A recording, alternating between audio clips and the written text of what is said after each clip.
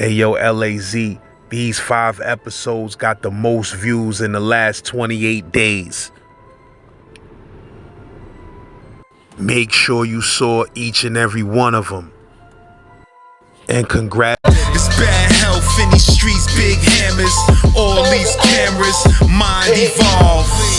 Let's solve death, hood full of starred flesh, good dudes, bark text, laws of land. Hey yo man, if you a rapper out there and you got some new music, a new video, or a new project you trying to push and you need some promo, let me make sure the whole country is seeing it, you heard?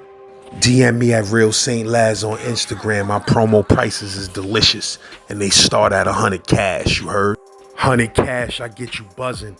500, I make you damn near famous. Get at me. An inmate at Virginia Department of Corrections, Lunenburg Correctional. To accept this call, press 0. To refuse this call is from a correction facility and is subject to monitoring and recording. Thank you for using GTL. Yo.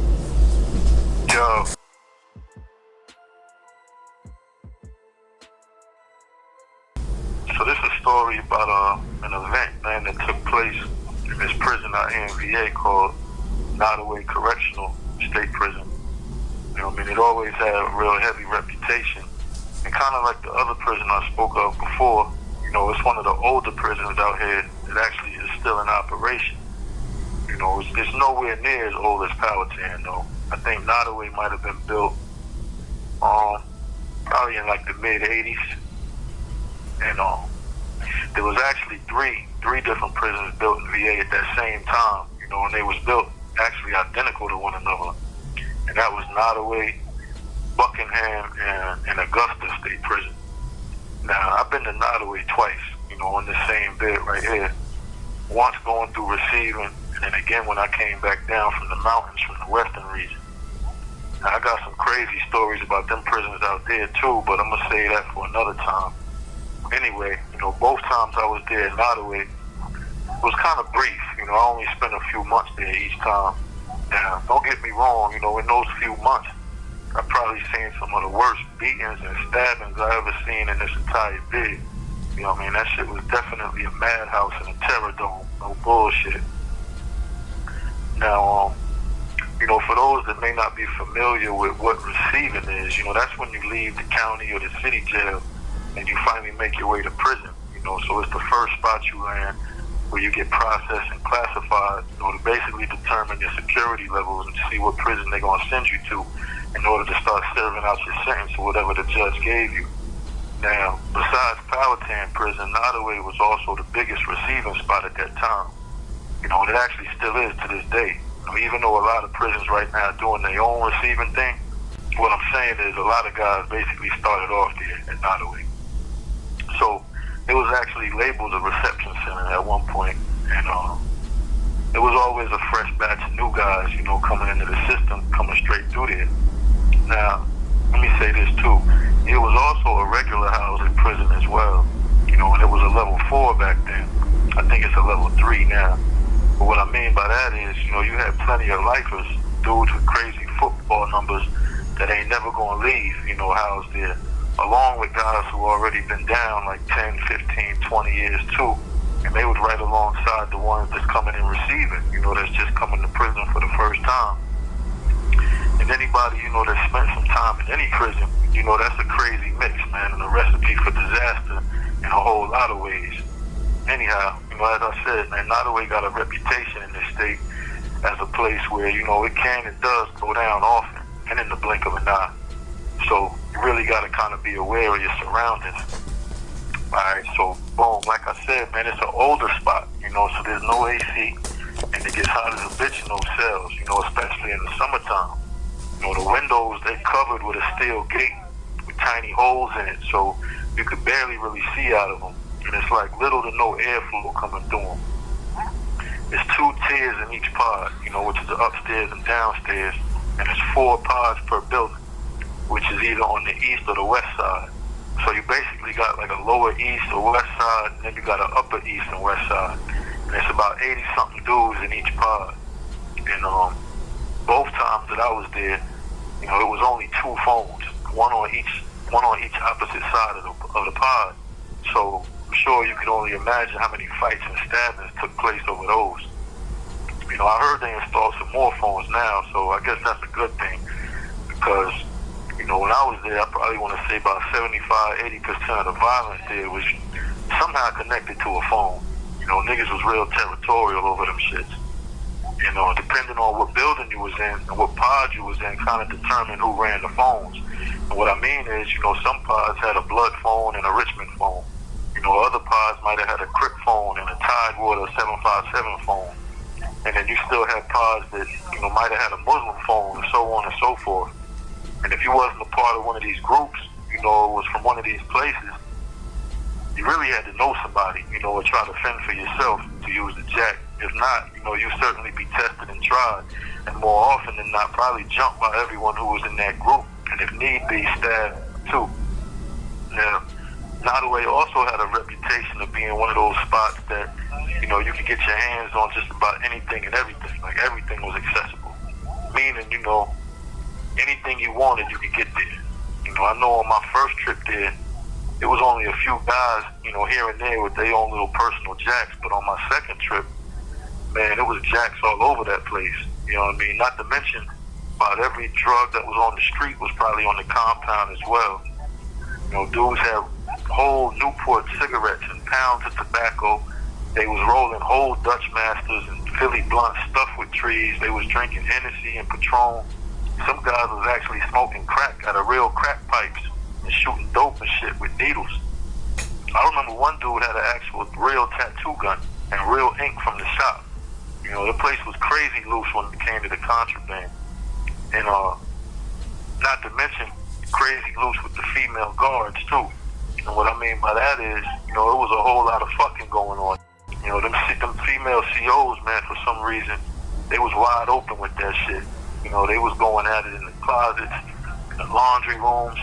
I remember one particular chick, man, would let this one particular dude actually come inside the CO booth at nighttime and put it down. Like, that shit was crazy.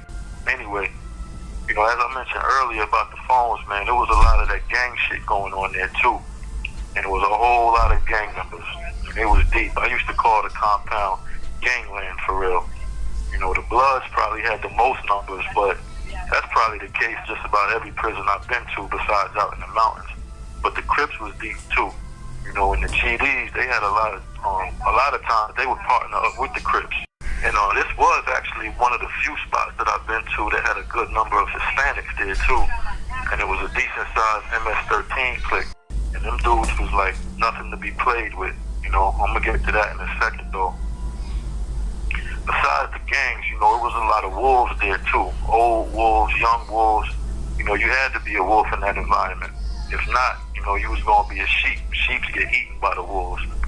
I can't count how many times I've seen dudes, especially the new dudes in receiving, go to commissary, all happy and excited, not even realizing or knowing the wolves is out watching them, just waiting for them to walk back to the building, and catch them in the hallway, put the press on them and take everything.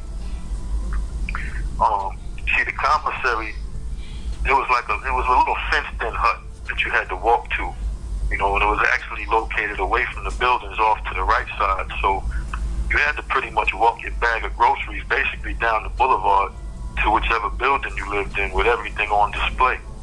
And niggas could see you from the windows, from the buildings, from the hallways, and of course probably just about anywhere on the boulevard.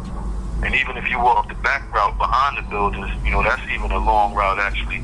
And if you was a sheep, man, you just ain't stand a chance keeping those groceries to yourself. Niggas was gonna take that. Anyhow, man, like I said, the gang culture was crazy. And on any given day, you could probably catch like 30 or 40 Bloods, gathered around in a circle out on the yard, having an obvious meeting of some sort. Same with the Crips. There was actually 2 rec yards, and they were separated by a fence in between them. So it was normal to see the gangs, sometimes congregating at the fence, talking and giving orders and shit from one yard to the next through the gate. And it'll be like 10, 15 dudes on one side of the gate and like 15, 20 dudes on the other side. I've seen some full-scale riots break out there before too. I'm talking about like 15, 20 niggas on another 15, 20 niggas. knives out, punches being thrown, footwork, all that. You know, some real bloodbaths, man. Niggas coming out of that shit leaking. And that's usually just in the yard in the chow hall. You know, that's where the gang shit would mostly jump off. Unless it was some inner gang shit, like a blood on blood type of situation. You know, shit like that was liable to jump off anywhere. You just never really knew. Because I ain't really affiliated with no gangs, I was kind of not in the loop, so to speak. You know, I really didn't keep up with all the gang politics. And even though I always paid close attention to prison politics, you know, and the things that went on around and anywhere close to me, I was always able to not allow myself to get crossed up or caught up in any of that kind of melee. So even though I fucked with a lot of the gang members on all sides, I always stayed neutral. And I never got involved with any of it. Now, with that being said, let me check back to the MS-13s. So as I said, it was a nice number of them on the compound, you know, but they were still outnumbered by far. They'd be scattered around like the various buildings and all over the compound. So it may be like 2 or 3 of them in this building, 1 or 2 of them in that pod, kind of like that. But when they got together on the yard, that's when they would show their numbers, you know, and a lot of times they held a lot of the good jobs that allowed them to be outside and move around the compound freely. So when I was there the second time, and then, well, the first time too, for that matter, you know, some of the outside rec guys, they were MS. You know, some of the yard workers was MS. The laundry workers was MS. I say that to say, you know, they weren't that deep in numbers, but they was indeed strategic when it came to moving shit around the compound or placing themselves in the position and getting things to one another and getting at somebody if need be. And like I said, because they weren't a huge force in numbers, they usually went extra hard with the brutality, took shit to the extreme whenever it was time to put that work in. You know, them dudes had knives buried in the yard, stashed all over, you know, and was able to move shit from one yard to the next, building to building, pod to pod, you know, whatever. Them dudes was real strategic, man. That's what I noticed about them. Anyway, you know, it was this one particular time, man, the yard was open, you know, and a couple of these MS guys, they were standing together, obviously looking for somebody who I suppose was either already on the yard somewhere or they was waiting for him to get to the yard. And just so y'all know, you know, I can speak and comprehend a lot of Spanish for the most part. I don't always let a lot of people know that because, you know, I like being around Spanish-speaking people sometimes who's talking to each other and think you don't know or have no clue what they're talking about. You know, the whole time I'm deciphering their whole conversation. So this was the case this particular day. You know, I'm watching and listening because they definitely look as though they up to something. And I could tell that they wasn't happy at all. And because I already knew, you know, they don't be giving a fuck when them knives start swinging, I felt the need to keep a close eye on them just so I could stay far out the way whenever it started to go down. Now, behind each building, you know, you got these small, narrow, little fenced-in, grassy, sometimes muddy pathways that lead to the entrance to the big yard. And you got to walk through this narrow pathway to either enter or exit the yard. And I say it's probably about 30, 40 yards long. So the MS guys, they on the big yard already, you know, and it's obvious to me that they waiting on somebody to come through the pathway to the yard. Now it's a CO that got to be there to open the gates for anybody to walk through. And they'll usually wait a few minutes for everybody to come out and exit the building before they close and lock the gates back. Then you stuck on the yard till the gates open back up. But this day, you know, the CO happened to be this older lady. I ain't gonna say her name or nothing, but she worked there for a while, and I'm sure she's seen her fair share of violence on that spread. I only say that to say, you know, I don't think she was totally prepared for what was about to go down in front of her eyes on this day. As a matter of fact, I know by the look on her face when it jumped off that she wasn't. Shit, I wasn't even prepared myself, to be honest with you. Anyway, so the MS guys, you know, they waiting for this particular dude to come through the gates. And they finally spot the guy coming out the building, getting ready to head down the path. He by himself, you know what I mean? So now they kind of walking away from the entrance as if they was just walking and talking on some normal shit. Now, what they was actually doing, though, is waiting on this dude to fully make it onto the yard and for the guard to close and lock the gate behind him so he wouldn't be able to get back inside. He'd be stuck out there. Now, I don't know what they had planned for this nigga, but whatever it was, damn sure wasn't going to be a good day for him. Now, Let me also say too, I don't know this guy like that. As a matter of fact, I don't know him at all. I used to just see him, coming and going, shit like that. We never actually spoke to one another. So, as I said, I don't get involved with the gang politics. Matter of fact, I don't even think this dude was gang affiliated either. I don't know what this shit was all about, but I didn't feel the need to give homeboy the heads up or watch out for the MS niggas that I'm pretty sure they was about to get at him. You know what I mean? Quite frankly, it wasn't really none of my business anyway. So I said to myself, I'ma just fall back and watch this shit unravel, see how it plays out. So anyhow, just before the dude actually steps foot on the yard, he catches eyes with one of the MS dudes. He spots him and they lock eyes with each other. So he immediately makes an about face, turns around and starts heading back up the path, back to the building. So one of the MS dudes yell at the other one in Spanish. He's basically telling him, yo, he running away and go get him right now. Fuck the police. So the one MS dude, he take off after homeboy, who at this point now he's trying to make it back to the building, and the gate is still slightly open, but Shorty was in the process of closing it. So he started yelling to her, gate, gate, gate, meaning, not to close it because he was coming back. Now, I don't even think she's seen the MS dude who, by this time, is fresh on this nigga's heels. In the buildings, they got this large concrete floor landing, so to speak, as the ground floor. And it's a staircase that goes up to the upper level and two hallways on either side that leads you to, the corresponding east or west side pods on the ground level. It's kind of like a huge square, like a hallway or open vestibule, so to speak, with the entrance from the front, which is the boulevard side, and then the entrance to the back, which is how you get to the yard. So I guess the dude wanted to try to make it back to his pod or something, but the MS dude caught him right at the bottom of the stairs, and kind of bumps him, throws him to the floor. Next thing you know, he pull out of his jacket sleeve what looked to be like a 2-foot long sword, but I later found out it was actually just a sharpened up lawnmower blade. Now the MS dude, he started chopping on this nigga while he on the floor, scrambling to try to get back to his feet. Now keep in mind, all this is going on right in front of this lady guard, and everybody who was still in the hallway at the time. Plus everybody who could view it from the yard like myself. So the dude, he starts screaming bloody murder at the top of his lungs. The MS dude, he's swinging the blade at this nigga like he's trying to take off limbs. You know what I'm saying? The lady, she's standing there in total disbelief, shook and frozen. I mean, everybody in the hallway was like, oh shit, what the fuck? Hey, yo, chill. But ain't nobody try to grab him or want to touch him, though, because, he's swinging this big-ass blade wild as hell.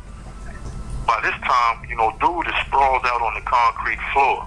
He'd probably been hit with the blade at least 6 or 7 times already.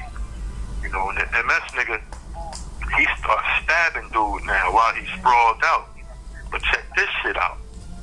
The blade is so long and sharp, and the dude is stabbing downwards with so much force that the shit is going straight through dude and hitting the concrete underneath him, making sparks fly. The shit was sounding like razors scraping a chalkboard every time the blade touched the ground. That shit was crazy as hell.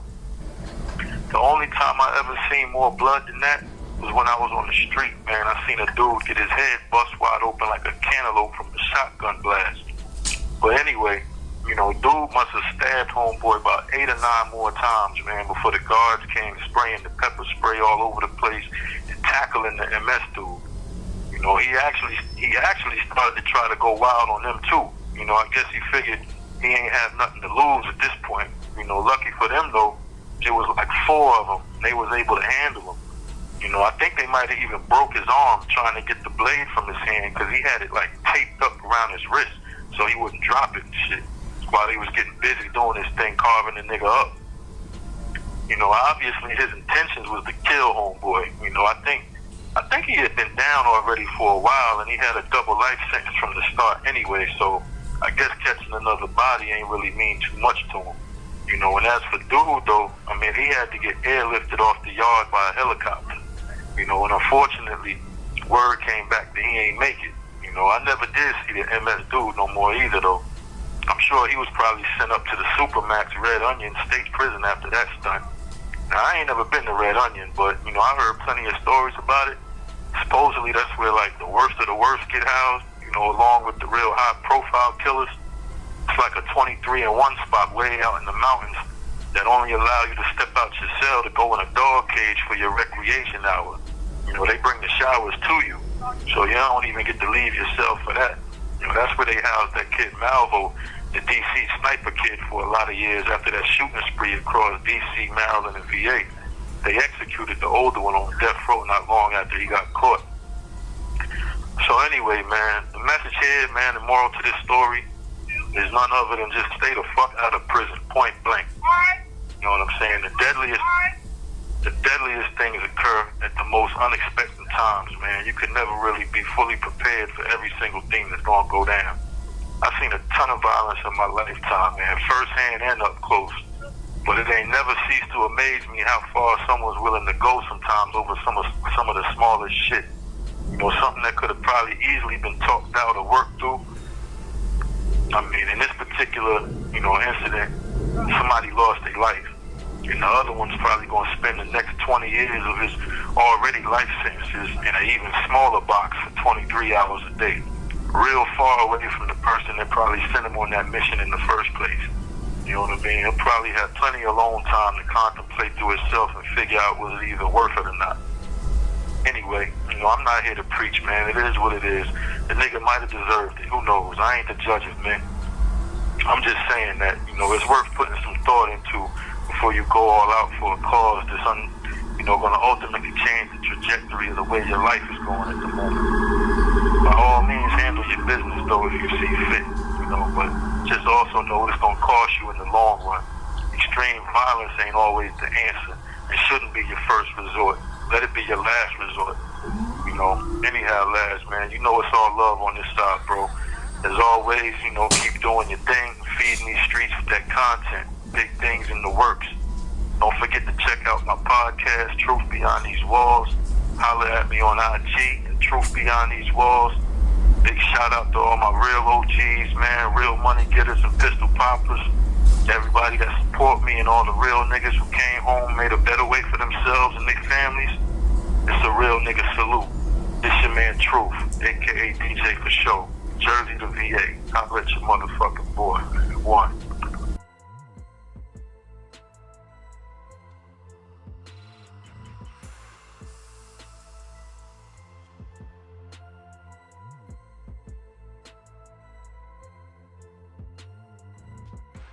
It's bad health in these streets, big hammers, all these cameras, mind evolve. Let's solve death, hood full of starred flesh, good dudes, bark text, laws of land. Hey, yo, man, if you a rapper out there and you got some new music, a new video, or a new project you trying to push and you need some promo, let me make sure the whole country is seeing it. You heard? DM me at Real Saint Laz on Instagram. My promo prices is delicious and they start at 100 cash. You heard? 100 cash, I get you buzzing. 500, I make you damn near famous. Get at me.